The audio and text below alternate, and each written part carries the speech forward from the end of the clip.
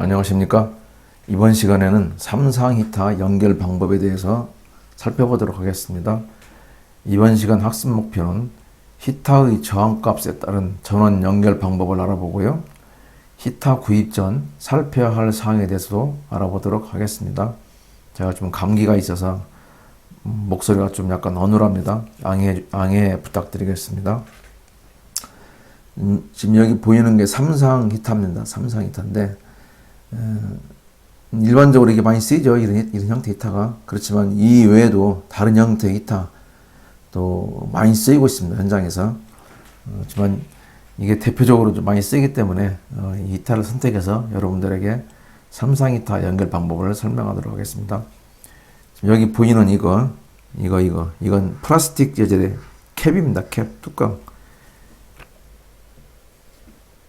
이쪽 방향에서 이 플라스틱 캡을 갖다 끼워서, 여기 지금 보면 나사산이 이쪽에 잘 안 보일 텐데, 여기 나사산이 있어서, 그리고 여기에도 나사산이 있어서, 갖다 껴서, 회전시키면, 그 나사산에 따라서 체결이 돼가지고 꽉 조여집니다. 이 캡이. 그래서 이게 도체거든요. 전기 통하는 도체. 히타에 전기를 공급하는 도체. 단자죠,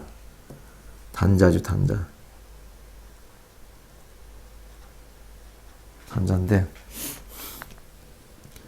실은 지금 이게, 하나, 둘, 세 개, 단자 3개 보이는데, 실은 6개입니다. 근데 사진 그 찍은 형태가 3개밖에 안 보이도록 좀 찍어가지고 그러지, 실제로는 6개입니다. 6개.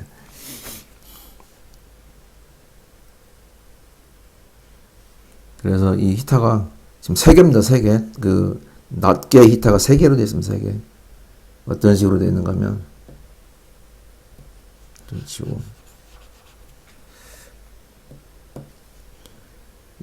이렇게 전기를 공급하게 되면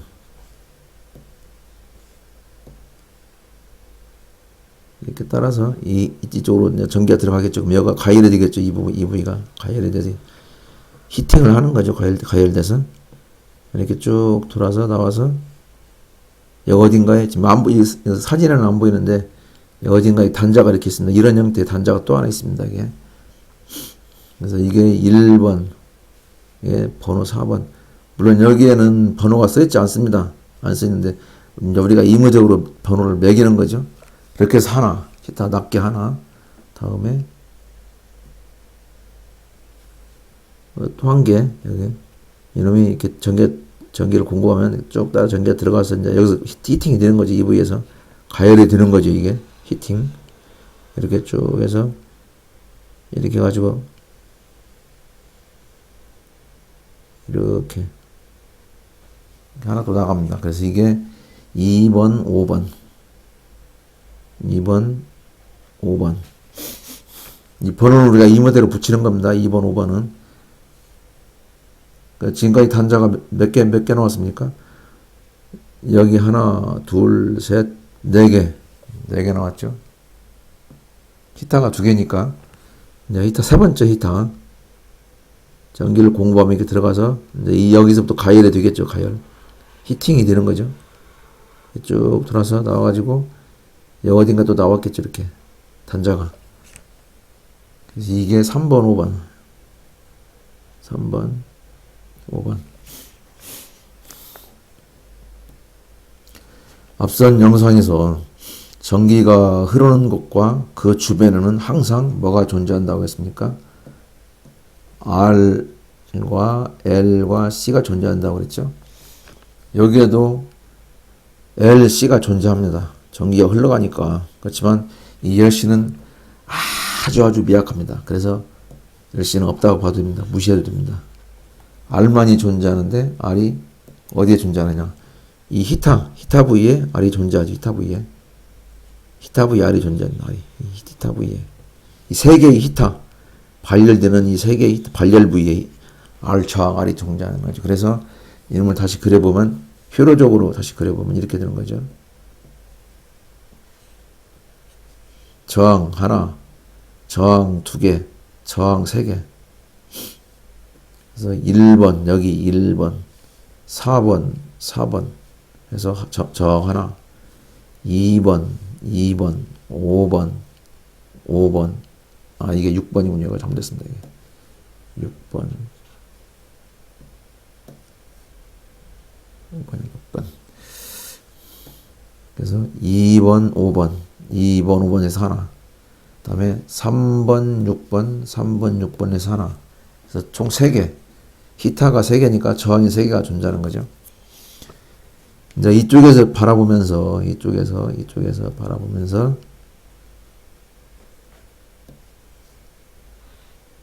바라본 모습을 여기다 이렇게 그린 겁니다. 이렇게. 그래서 단자가 하나, 둘, 셋, 넷, 다섯, 6개.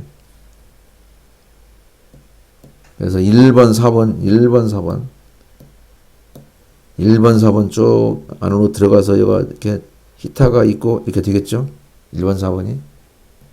다음에 2번, 5번도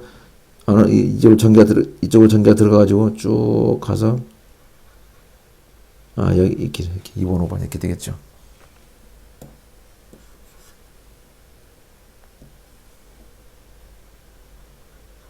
이렇게 2번, 5번. 그 다음에 3번, 6번 이렇게 되겠죠. 그죠? 총 3개의 히타, 총 3개의 저항. 이건 뭐냐면 이것은 이겁니다. 여기 지금 이 색칠하는 부위는 도체입니다. 도체, 금속 도체, 금속 부위.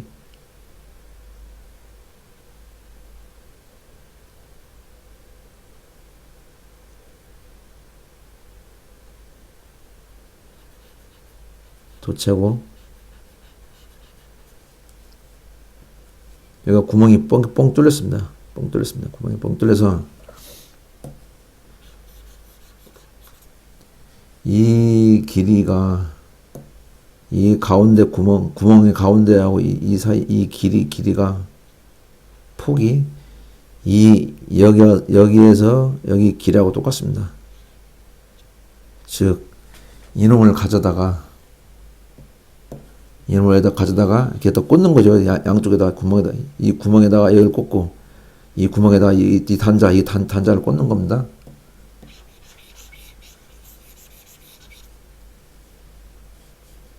다시 한번 이 구멍에다가 이 단자를 꽂는 겁니다. 단자를 꽂는 겁니다. 꽂아서 이렇게 서로 이제 연결하는 겁니다. 이것을 접속 금구.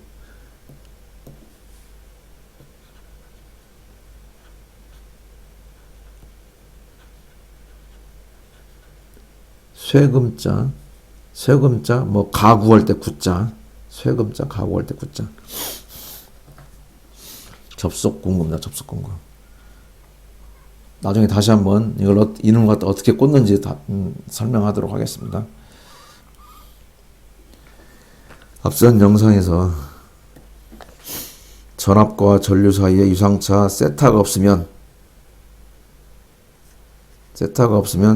이런 식이 바로 성립한다고 그랬습니다. V는 IR. 즉 저항만의 회로. 유상차 세타가 없는 것은 저항만의 회로에서는 유상차 세타가 없는 거죠. 이와 같은 저항만의 회로에서 공급전압 VT는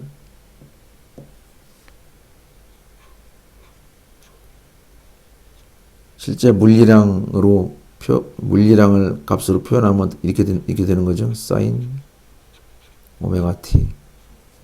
이 VT가 그놈의 시료값을 영어 대문자 V로 표시하는 겁니다. 그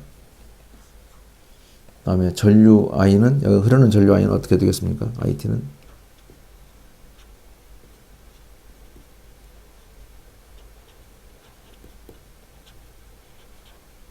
오메가 t 마이너스 세타 해야 되는데 유상차 세타가 없으니까 저항마로 이러니까 유상차 세타가 발생하지 않죠. 그래서 이렇게 되는 거죠. 이렇게 오메가 t. 이거의 시료치를 I라고 하는 거죠. I. 시료치는 V.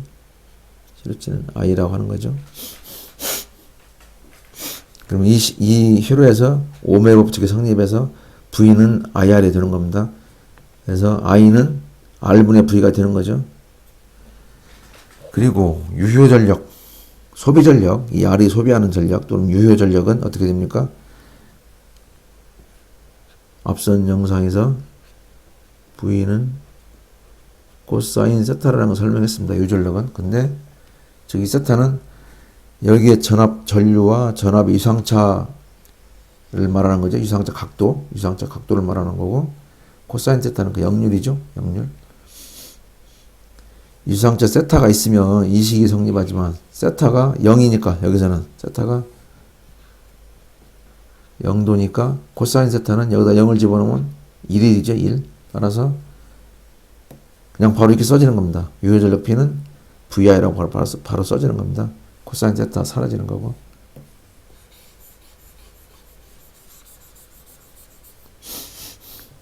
이제 여기에다가 이 I를 집어넣는 거죠. I를 대입하면 P는 R분의 V 자생이 되는 거죠. 이것은 저항 한 개의 소비전력, 이 저항 한 개의 소비전력을 지금 표현하고 있습니다. 저항 한 개의 소비전력. 그런데 여기서는 저항이 몇 개입니까? 여기서는 저항이 3개죠, 3개. 저항이 3개잖아요, 3개. 따라서 3을 곱하면 되는 겁니다. 여기다가 3. R분의 V 자생에서 3을 곱하면 이거의 전체의 소비전력 또는 유효전력이 되는 겁니다. 단 저항값이 똑같다고 할 때, 이 3개가 저항값이 똑같다고 할 때, 하나, 둘, 3개, 히터 3개의 저항값이 똑같다고 할 때, 3을 곱하면 되는 겁니다. 거기다. 3개니까 각각 하나씩 소비하는 전력이 R분의 V 자생인데, 3개니까 3을 곱하면 바로 그냥 이 전체가 소비하는 전력이 되는 거죠. 그래서 이 식에서 V를 구하는 거예요. V를 따로 빼내서 V만 이 관계식을 놓는 거죠. 다음에 또 이 식에서 이렇게 이 관계식을 또 만들어내는 겁니다. 이렇게.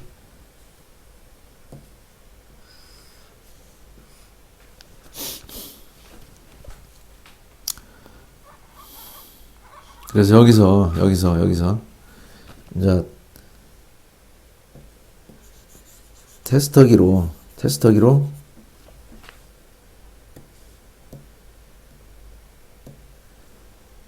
이게 저항값을 재는 겁니다. 저항값을 여기하고 여기 사이의 저항값, 그다음에 여기하고 여기 사이의 저항값, 쉽게 말하면 이거죠. 여기에 저항값을 재는 거, 테스트를 갖다 대서 저항값 재는 거고, 여기에 대고 저항값 재고, 여기에 대서 저항값 재는 겁니다. 저항값 재서 저항값이 얼마나 나나 보는 겁니다. 테스트로 재서 그 저항값을 여기다 집어넣습니다. 아래다가 집어넣고, 다음에 여기 자세히 보시면 지금 여기는 9000W라고 써있네요. 9000W. 그리고 여기는 380V라고 써있습니다.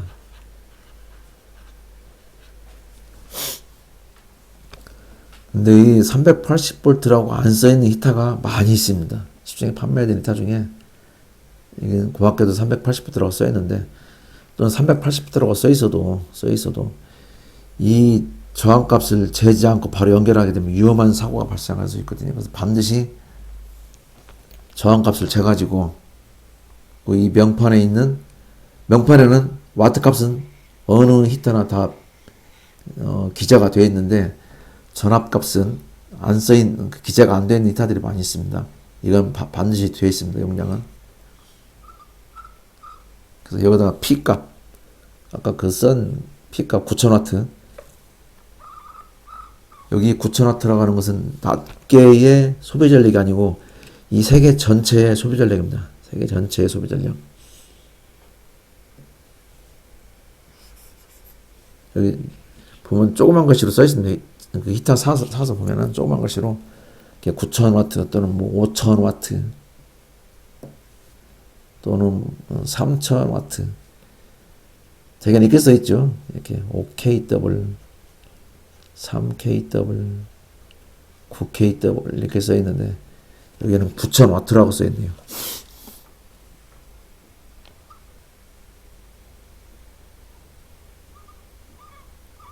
그래서 그 써있는 그 명판에 써있는 값을 여기다 집어넣는 겁니다.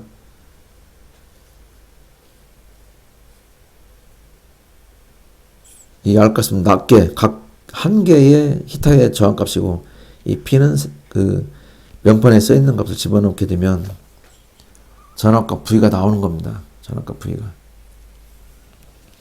또는 전압값을 가지고 전압값을 넣어서 의무적으로 넣는 거예요. 이제 일반적으로 우리가 많이 쓰는 전압, 산업 현장에서 많이 쓰는 전압은 몇 볼트입니까?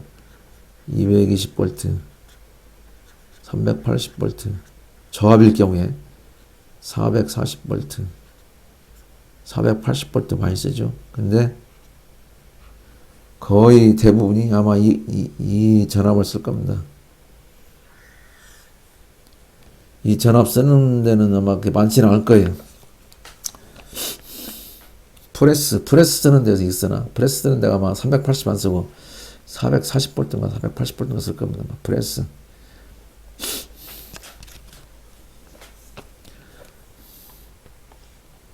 그래서 의무적 자기 공장에서 사용하는 전압값을 여기다 집어넣어 보는 겁니다. 그러면 이 저항값이 얼마가 나오는가 보는 거죠.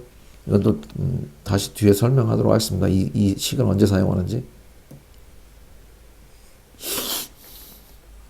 예를 들어서 명판에 OKW, 이건 5000W죠. OKW는 OKW라고 써있고 저항값을 테스트하기로 재보니까 29옴 나더라. 29옴 나더라. 이 식에 대입하면 V는 219.84, 즉 220V죠. 이것은 220V. 220V가 되는 거죠. 그러면 이 낮게 저항에, 이 낮게 저항, 즉 여기 총 3개 있잖아요. 히터가. 그 각 개별 한 개의 히타에다가 220이 들어가도록 꾸며야 됩니다. 220V가 걸리도록. 이 개별 히터 하나에 220V가 걸리도록 이 접속 금구를 여기에 조립을 해서, 이 단자에 조립을 해서 결선을 해야 되는 겁니다. 어떤 식으로 결선하느냐? 내려게 위로 올라가야 되겠구나. 자.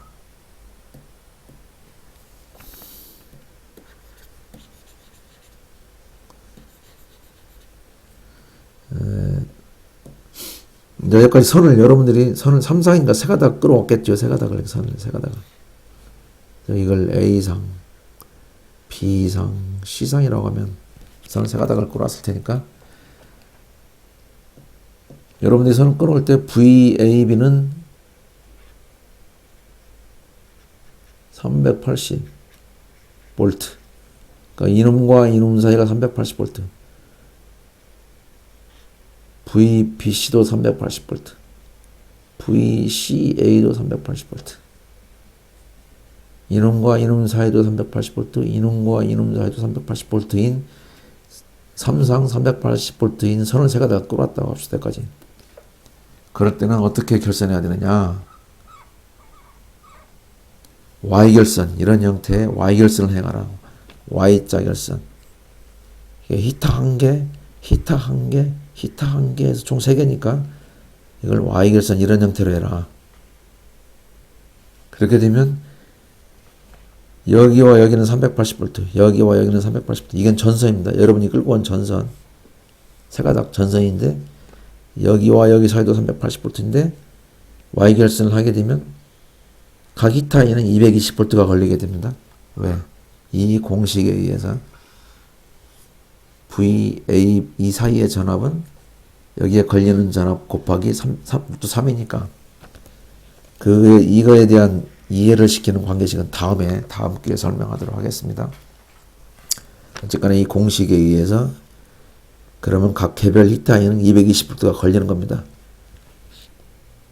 다시 한번 여러분들이 3상 380V가 걸리는 선 3가닥을 이렇게 끌고 왔습니다. 여기까지 끌고 와서 이렇게 Y 형태 히타를 Y 형태로 해서 결선을 하게 되면 각 개별 히타에는 220V가 걸리는 겁니다. 여기도 220V, 여기도 220V가 걸립니다. 이 공식에 의해서.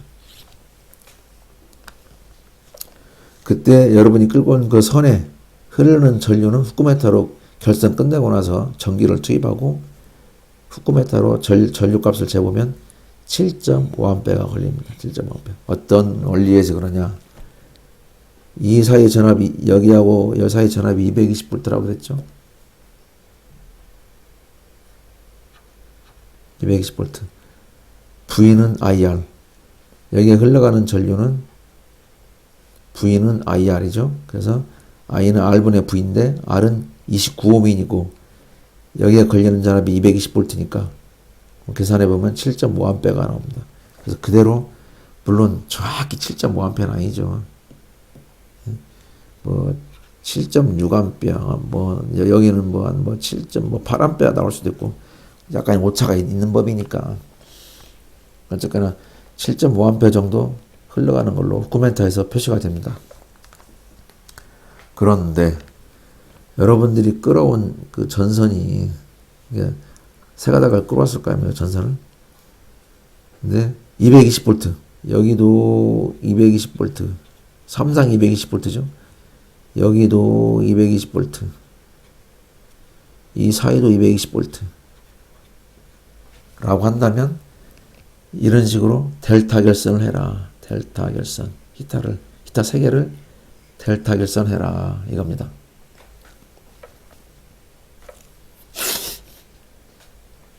그렇게 되면 이 개별 히타에는 몇 볼트가 걸립니까? 220볼트가 걸리니까 여기도 220볼트. 이렇게 220 해서 220볼트가 걸리잖아요. 여기도 이렇게 따라가 보면 220볼트가 걸리고 여기도 이렇게 해서 220볼트가 걸리니까 각 개별 히타에 220볼트가 걸리도록 결선해야 되니까. 그죠? 그러면 이때 여러분이 끌고 온 그 전선에는 몇 암페어가 흐를 것인가? 여러분이 끌고 온 그 세 가닥 전선에는 몇 암페어가 흐를 것인가? 마찬가지로 그때 여기에 흐르는 전류를 IA라고 합시다. 그러면 여기 흐르는 전류 IA는 여기 R분의 여기에 걸리는 전압 V를 나누면 되죠. 여기에 걸리는 전압은 저항값은 얼마입니까?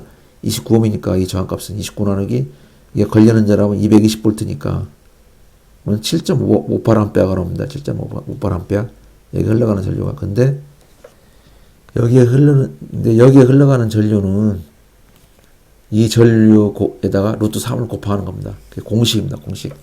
이 공식도 나중에 설명할 기회가 있을 것입니다. 루트 3을 곱하면 여기에 흘러가는 전류가 나옵니다. 그렇게 곱해보면 13.1A가 나옵니다. 13.1A.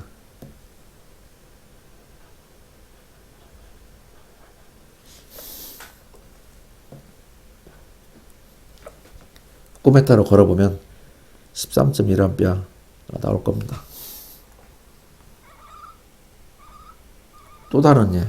자, 명판에 5kW라고 써 있는데 R값을 저항값을 그 히타의 저항값을 재보니까 86.6ohm이더라. 그러면 이 값을 가지고 여기다 대입해 보면 이 나오는 V값은 379.9V가 나옵니다. 즉 380V라는 얘기죠. 380V라는 얘기죠.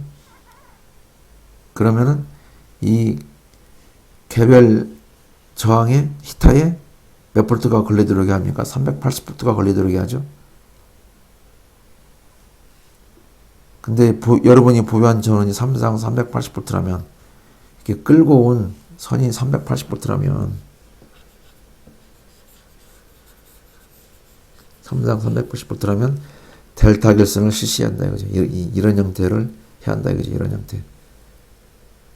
즉 여러분 선이 끌고 온 전선이 세 가닥 끌고 왔는데 380V 여기도 380V 이 사이도 380V 라고 한다면 이런 형태의 델타 결선하라 이거죠.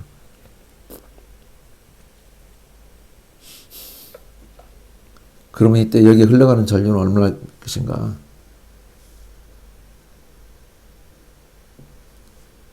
이게 아니고 7.5A가 흘러간다. 여기는 7.5A. 어떻게?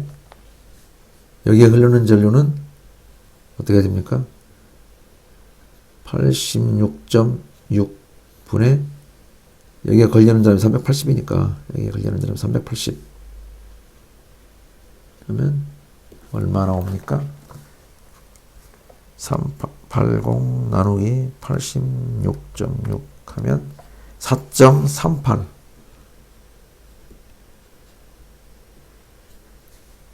여기다 곱하기 루트 3을 해야죠. 이게 공식이라고 했으니까 루트 3을 곱하는 게 그럼 여기에 흘러가는 여러분이 가져온 전선에 끌어온 전선에 흘러가는 전류가 구해지는 거죠. 그렇게 되면 7.5A가 흘러갑니다. 여기 7.5A 후쿠메타로 걸어보면 7.5A가 나옵니다. 근데 380이 아니고 끌어온 저는 전선 220V다. 380V가 없어가지고 220V를 끌어왔다.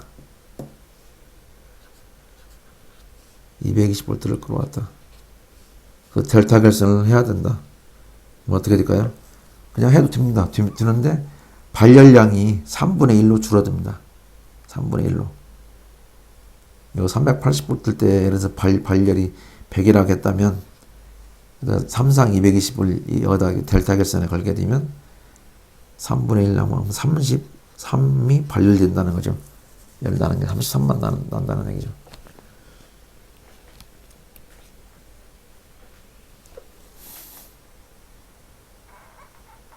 만약에 여러분들이 380V를 가져온 것을 여기다 델타 결선을 하는 걸로 안 하고 이 Y 결선에다가 저항값이 이게 나왔는데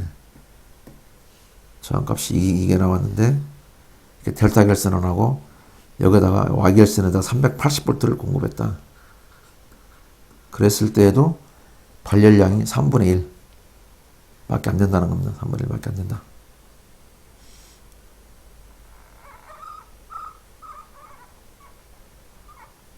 이 식은 여러분들이 그래서 공장에 380V, 삼상 380V가 있다. 여기다 380V를 넣어보는 겁니다. 여기다.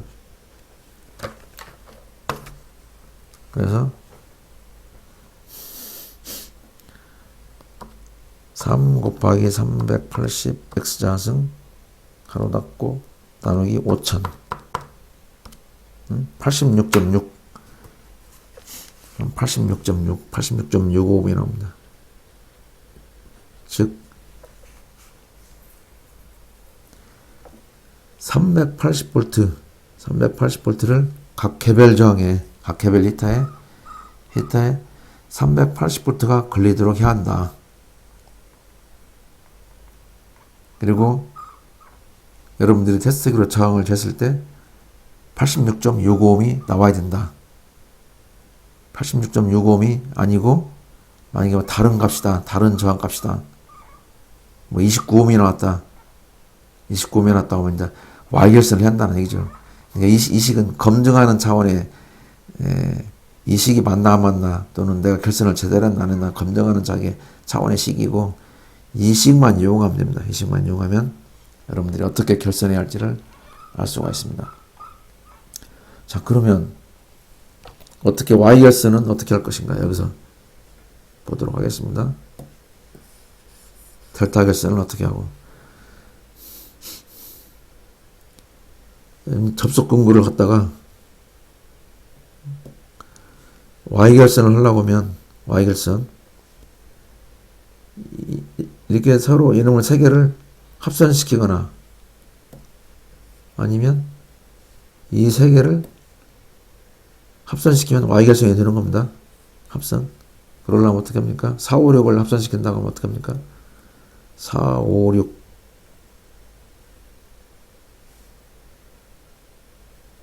그렇게는 안 되네요. 그렇게 안 되고 여기서 이 추상으로는 4번, 5번, 6번을 하면 힘드니까 그렇게 안 되고 이렇게 하면 안 되고 264 2번하고 4번하고 6번 이렇게 합산시키면 됩니다. 이렇게 상관없습니다. 이렇게 해도 히타는 이렇게 해도 상관없습니다.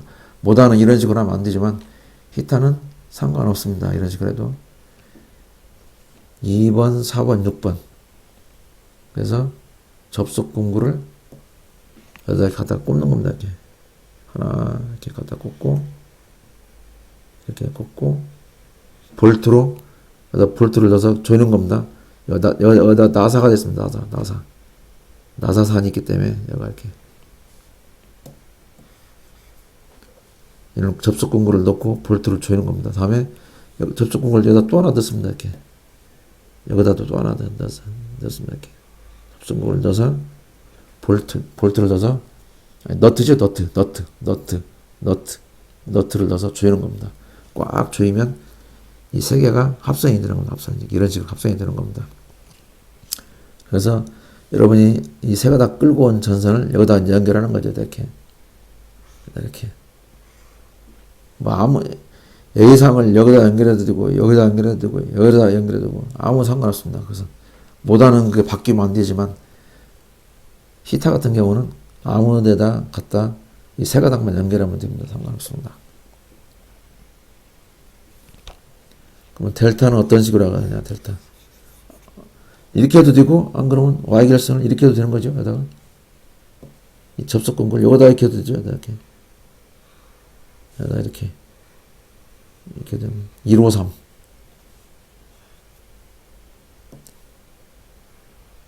이렇게 합산시켜도 됩니다. 그리고 여기다가 이 세 가닥을 여기다 연결한 거죠. 하나, 둘, 세 개다. 그렇게 해도 됩니다. 그럼 델타는 어떻게 할 것이냐?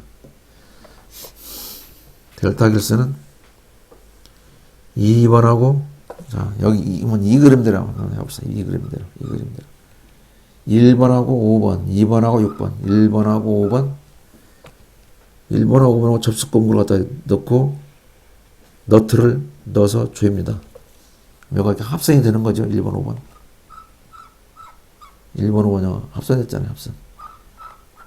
그리고 여러분들이 끌고 온 전선 하나에다 넣어서 너트 넣어서 같이 조입니다. 이렇게. 여기다 넣어도 조여도 되고 여기다 넣어서 조여도 되고 그건 상관없습니다. 어차피 여기가 합선되어 있으니까.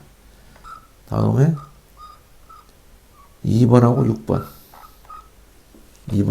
이 접속 공구 갖다가 넣어서 이 선 하나 이제 여기 A상 썼다고 하면 여기다 B선 갖다 이렇게 꽂아서 너트 넣어서 꽉 조여주면 됩니다. 나머지는 4번, 3번 C전선 넣어가지고 너트를 넣어서 꽉 조여주면 델타 결선이 되는 거죠. 이런 형태. 자, 4번, 3번 합선했죠. 2번, 6번 합선했죠. 1번, 5번 합선했죠. 이렇게 되는 겁니다. 그런데 만일 테스터기가 없어가지고 이 저항값을 못 잰다. 저항값을 못 잰다 하면 Y결선 하십시오. Y결선. 왜 Y결선 해야 되느냐?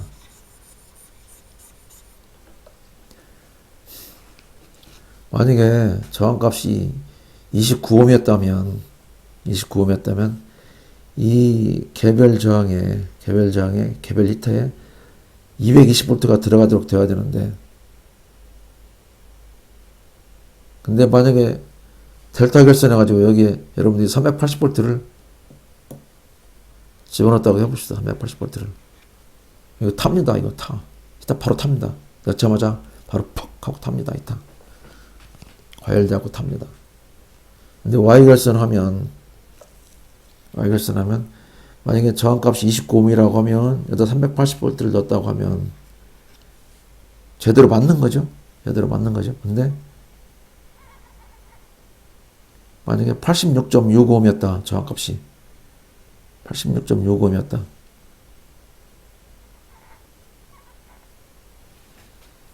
(86.65ohm이었다고) 하면 어떻게 되겠습니까? 그러면은 여기에 380을 넣게 되면 발열은 좀 열량은 줄어들겠지만 이런 위험한 일은 히타가 타게 되는 일은 방지할 수 있잖아요. 그죠? 86.65였다고 하면 만약에 히타가 이게 저항값이 물론 발열량은 줄어들겠지만 만약에 29mm였다고 하면 이 타는 탈 수 있는데 저항값을 모르는 상태에서는 어쩔 수 없는 선택이죠.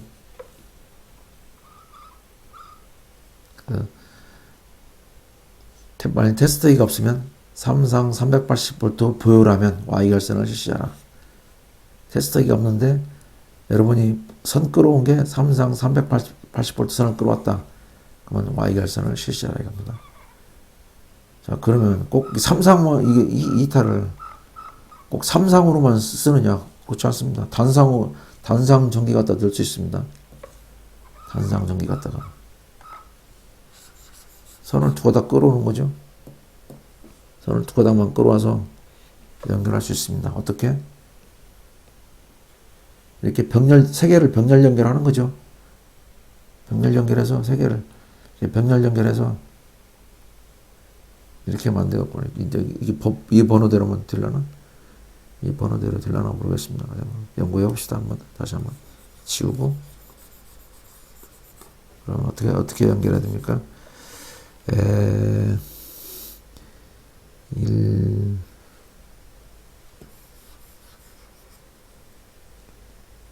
그러면은 1, 5, 3 그렇죠. 1, 5, 3 이렇게 하나 연결하고 4, 2, 6 이렇게 하나 연결하면 되겠네요. 그죠? 이렇게 해서 그 접속공구 연결하고 접속공구 연결하고 접속공구를 이렇게 해서 연결하고 접속공구 이렇게 연결하고 여기다 선 하나 연결하고 여기다 선 하나 연결하면 되겠네요. 그죠? 이렇게 하면 됩니다. 그러면 세 개가 병렬이 되는 거지. 병렬.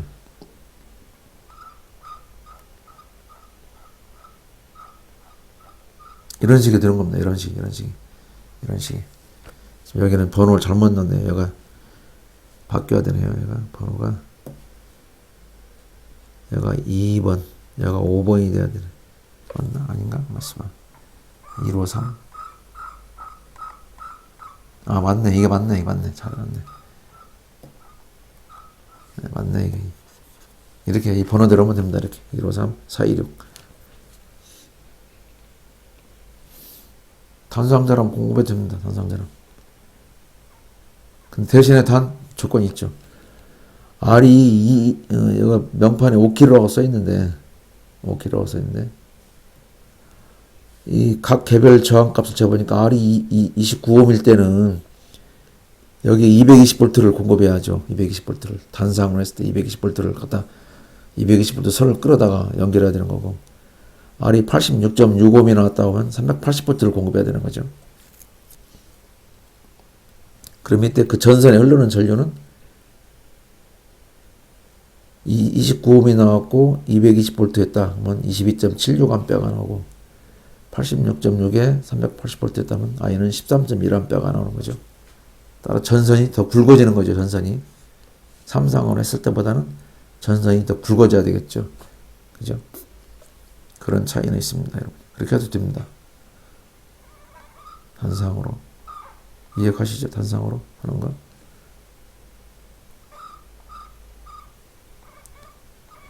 그리고 히타 구입 전에 살펴야 할 사항. 일반적으로 시중에서 구입해오는 히타는 발열 부위가 반절, 이게 가장 많이 파는 게 여기서까지 길이가 300mm, 그러니까 30cm죠. 가장 많이 파는데 여러분들이 주문하기에 따라서 50cm짜리도 있고 뭐 1m짜리도 있고 그럽니다.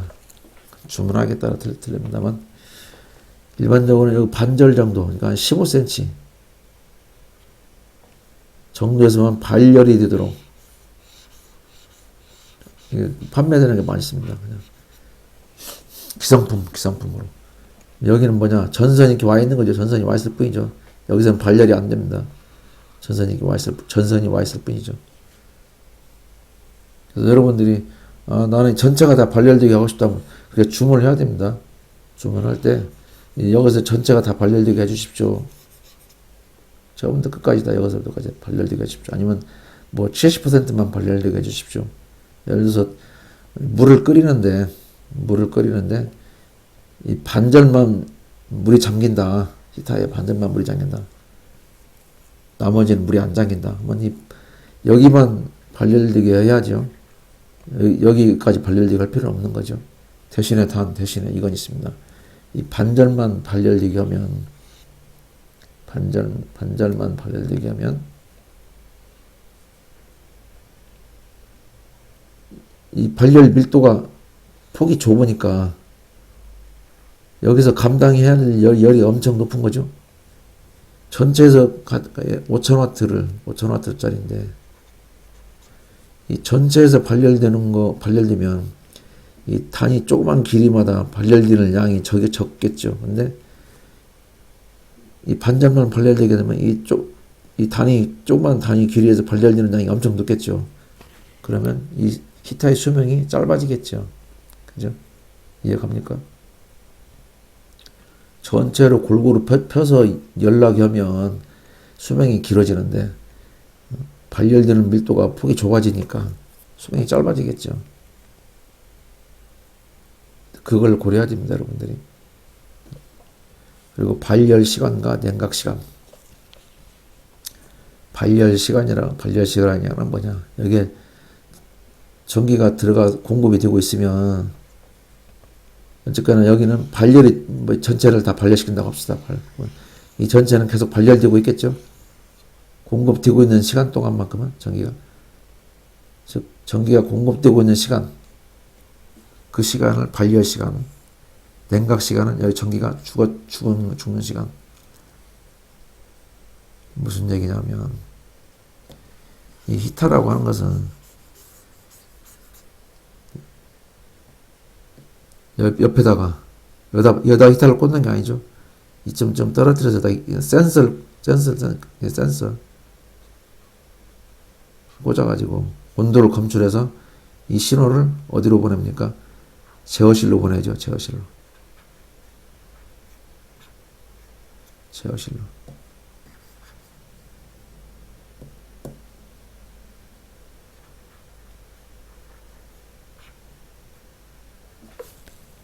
그러면 제어실에서 그 신호를 가지고 여기에 전기를 넣었다가 끊었다가 하는 거죠.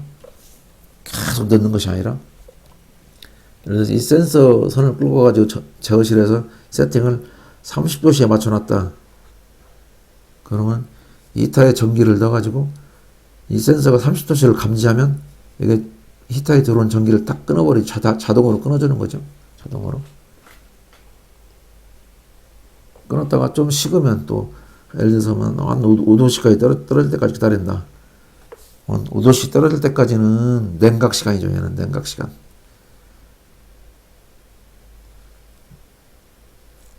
그리고 다시 5도씨 딱 되면 이것도 전기가 들어오겠죠. 그러면 30도씨 될 때까지는 계속 발열이 되겠죠. 그때는 발열 시간이죠. 발열 시간. 그걸 또 고려해야 됩니다. 일반적으로 히타의 열을 전달받게 되는 액상. 이 주위에 어떤 액상이 있겠죠? 끓이는 대상 액상. 이렇게 액상이 있겠죠. 액상. 액체의 온도를 센싱하여 이 액체의 온도를 센서가 센싱하는 거죠. 센싱하여 히타의 전원 투입, 전원 차단을 자동으로 하게 되는 형태죠. 그렇죠? 즉 히타 발열 부위 온도를 센싱하는 것이 아니다. 다시 말해서 이 센서가 이 발열 부위 온도를 센싱하는 게 아니죠. 액체의 온도를, 액상의 온도를 센싱하는 거죠. 액상이 가지는 온도와 여기의 온도와 이 발열체가 가진 온도와 여기가 가진 온도에는 큰 괴리가 있기 마련이다. 큰 차이가 있죠. 여기서는 펄펄 막 끓어가지고 아주 막 대단한 열이 나오고 있는데 여기까지 그 열이 다 전달이 되는 게 아니고 천천히 전달되고 그러다 보니까 큰 차이가 있게 마련입니다. 히타 냉각이 잘 된다고 해도 여기 있는 액체는 두 가지 역할을 하는 겁니다. 데펴지는 거. 그러니까 물이 온도가 올라가기도 해야 되지만 이 히타 자체를 냉각을 시켜줘야죠. 냉각을 안 시켜주면 히타는 바로 타버립니다. 이 액체가 냉각을 시키면서 자기 자신은 열을 받아서 온도가 올라가야 됩니다. 근데 그 냉각 효과가 작게 되면, 냉각이 잘 안 되면, 여기에 전원이 투입 시간이 길어지면 길어질수록 히타의 수명은 짧아지는 거죠. 가장 좋은 액상 끓이는 방법은 바로바로 끓여서 이걸 30도까지 올렸을 때 바로바로 이 액상을 빼내고 또 새로운 차가운 물을 넣는 거죠. 새로운 차가운 물을 넣어서 바로바로 냉각을 시키면서 또 끓여주고 하는 게 제일 좋은 냉각 방법이지만, 일반적으로 탱크에 저장해 놓고 액상을 탱크에 저장해 놓고